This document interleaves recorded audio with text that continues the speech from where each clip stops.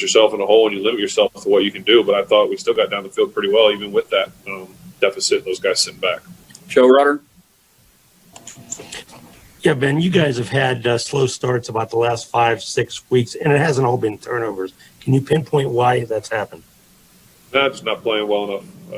I'll take that blame, and I'll take it for tonight too. Mike Pursuta. Ben, following up on that, you threw 68 times tonight, 501 yards, 4 touchdowns, and yet 4 interceptions. We've heard you say you're not playing well enough a couple of times this year. Do you think you still can play at this level the way you have? I'd like to think so, but obviously you can't turn the ball over. And it kills your team, kills your chances. Jim Colony. Yeah, Ben, when you said you hate it to end the way it ended, what do you mean by end? Season, careers, what? Yeah, season. What an amazing run we had, a great group of guys, and I know only one team ends the season the way they want to, and it's disappointing that this season didn't end the way that we wanted it to. Will Graves. Sorry, Ben. What was the difference between, this was a rocky finish the last 6-7 weeks. What was the difference between what we saw over this last stretch versus what we saw earlier in the season? We just didn't win. I don't have any magical answers. It just, we didn't put it together. Like I said tonight, I mean, the glaring issue is we turned the ball over. We turned the ball over a ton, and that just can't happen. Didi Kinkabala. Ben, you have owned this Browns team unlike any other team in the NFL. And as I'm sure you know, Juju made the point this week that this is the same Browns team. These players were running off the field yelling, same old Browns, same old Browns. Is there anything you'd like to say about this version of the Browns you saw tonight? Tip my cap to them. Congratulations. They got the best of us tonight. Alan Saunders. Ben, so you shared kind of an emotional moment with Juju there after the game. He's got a different kind of decision, obviously, this offseason. If it turns out to be his last game as a Steeler, what can you just say about his time as your teammate and what he's brought to the team with you? I told him how proud I was of him and how much I enjoyed being his teammate and being his quarterback. I don't know what the future holds. He doesn't know. I'll always support him. I'll always be proud of him. And I think he embodies what it is to be a Pittsburgh Steeler. He's tough. He shows grit. I mean, you saw some of the plays that he made tonight. They were black and gold through and through. And so, I think I hope I can speak to the fans when I would say that they don't want him. We don't want him going anywhere. I mean, he's Steelers and he's fun, and I'm just thankful for his efforts. Dale Lawley.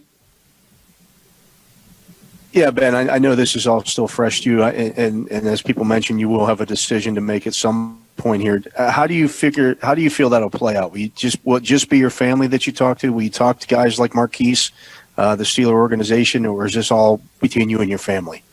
Well, it's going to start between me and God. A lot of praying, and then a lot of talk with my family, discussions, decisions, and I still have a year left on my contract. I hope the Steelers want me back if that's the way we go, and there'll be a lot of discussions, but now's not the time for that.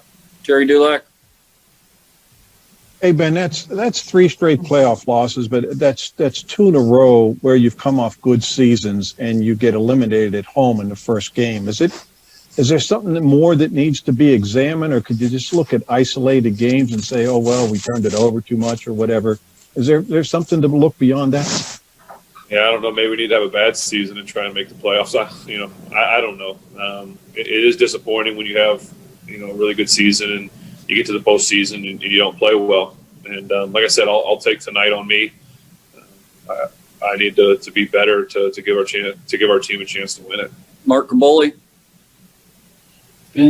After you were down a little bit, how much did they change, you think, how they played you defensively? It looked like they were giving you some of the middle stuff, but not any of the outside or short stuff. Yeah, I mean, they had a big lead, so they don't want you to score quick. They don't want to give up the big play. So they were giving us the underneath stuff and some of the middle stuff, and so we were just trying to take our shots when we have them.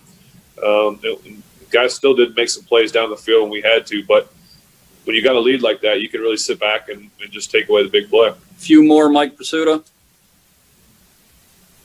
And the quarter changed, end of the third, start of the fourth. You guys had that 4th and 1. Looked like you were starting to generate a little momentum. Was there much conversation about going for it at that point?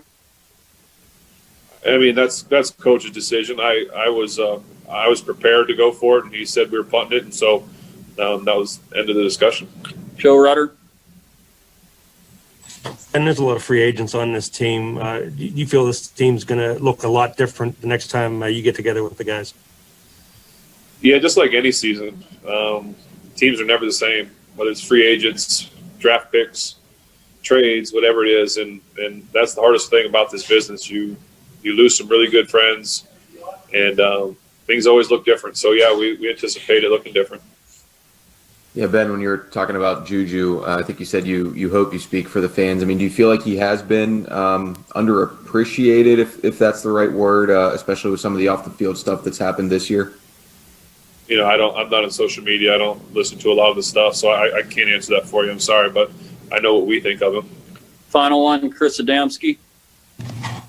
And personally, I know the season just ended, but how do you take stock and evaluate your play? I mean, your MVP candidate, about 6 or 7 weeks ago, and then but the way it ended, how do you kind of look back at the way your performance was? You know, just it wasn't good enough. You know, when you lose a game like this, you can look back and evaluate all you want on the season and how you did during this game and that game and runs and stretches. I mean, at some point we'll look back on the whole thing, but you know, when it doesn't end the way you want it to, you're always going to feel some kind of way, like you came short or, you know, it's your fault. All right. Thank